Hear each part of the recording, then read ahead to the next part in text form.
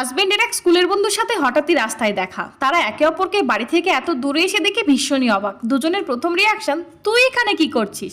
ব্যাস, হাজবেন্ড এবং তার বন্ধু দুজনেই সুখের দুঃখের স্কুল কলেজের গল্পে মেতে ওঠে।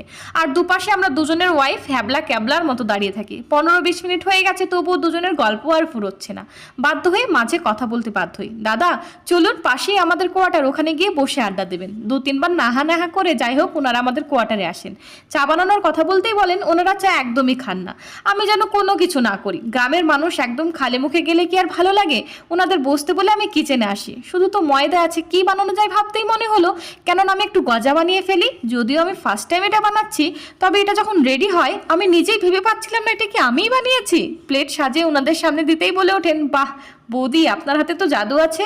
ভাগ্যিস চাটা খাবো না বলেছিলাম, যাওয়ার আগে আবার বলে গেছেন সপ্তাহে একদিন করে আসাই যায়। কি বৌদি? কেলো করেছে।